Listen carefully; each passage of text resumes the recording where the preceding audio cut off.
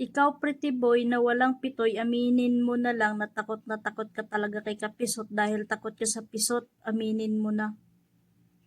Sabi ni Mary Jane Liminli, na! Sino nagsabi sa'yo takot ako kay Kapeso? Wala man akong dapat kinakatakutan sa kanya kasi wala naman akong ginagawang masama sa kanya. Naku! Mary Jane Liminli, mas nakakatakot pa yata yung mukha mo kaysa mas matakot ako kay Kapeso. Tingnan mo yung mukha mo. Para kang tinapakan ng pison. Mukha kang ano? bago ka mang bastos ng mas nakakabata sa'yo, magpataba ka muna. Tingnan mo yung mata mo, nang lalalim na. mas mauna pang mapunta sa hukay yung mata mo kaysa sa kaluluwa mo. Pambihira kang babae ka.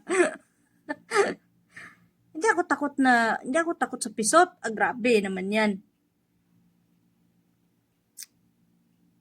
Paano ko aminin na takot ako kay Kapeso?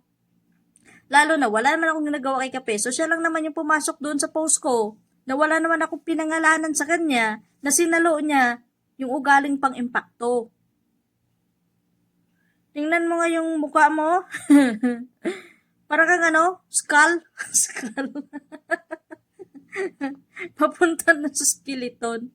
Nako! Mary Jane, maawa ka sa sarili mo. Ang payat-payat mo na. Mukha ka pang bangkay.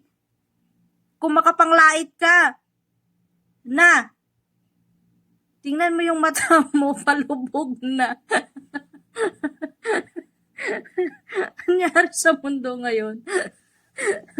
Yung mata mo, palubog na. Yung katawan mo malapit na sa hukay. Ay, nako sa'yo. Mary Jane. Asan yung utak mo, Mary Jane? Nauna na bang nabulok isa sa katawan mo? Ay, pambihira ka. Oo, wala man akong pisot. Hindi ko man kinakahiya yon at di ko na pinagkakaila yon. Kaya di ba sabi ko, mas nakakahiya yung may pisot ka nga, pero hindi ka naman nagpapakalalaki. Sa mga nanonood. Kung makapanglait ka sa akin, nakala mo kaganda-ganda naman. Kala mo maladiwata yung mukha. Langhiya ka.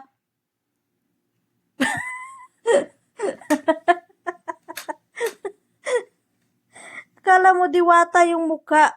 Yung kagandahan niya kapag manglait siya. Yun pala, malapit na sa hukay. Nang lalalim pa yung mga mata niya. Ilang inches na yan. Pambihira kang babae ka. Oy, kaninong nanay to?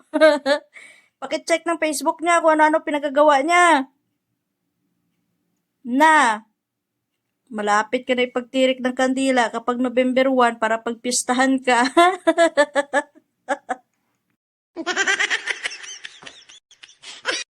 Aba, si Manang Mary Jane Liminli ayaw magpatalo, nag-comment sa post ko.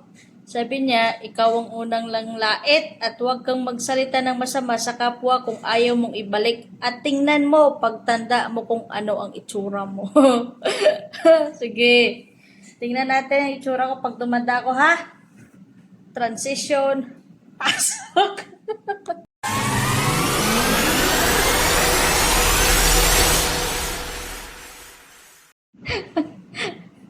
Nakita mo na. Yung mukha ko kapag tumanda ko. Ayan na, ha. Ako na nag-adjust sa'yo. Mary Jane. Tingnan naman natin ang transition mo. Transition. Pasok.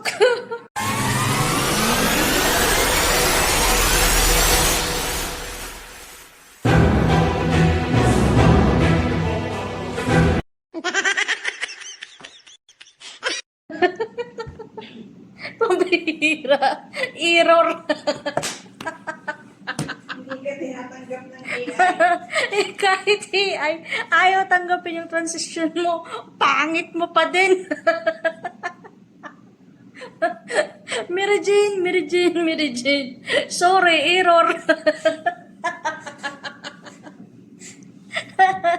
Tapos, may pabol pa siyang comment. Sabi niya, naluluwa ako sa'yo, Mary Jane, kakatawa. Sabi ni Mary Jane Limenly, Piljan Vlog, dahil maganda na ako, pero sa anak ko nakita mo, puwet lang yan ang itsura, puwet lang yung itsura mo. Nakakahiya naman sa'yo. Mary Jane, Mary Jane, Mary Jane, kung puwet man ako, yung itsura ko sa kaedadan mo, pasensya na ha. Pero sa panahon ngayon, kung puwet man ako sa paningin mo, pasensya na. Nagmumukha kang dumi sa puwet ko.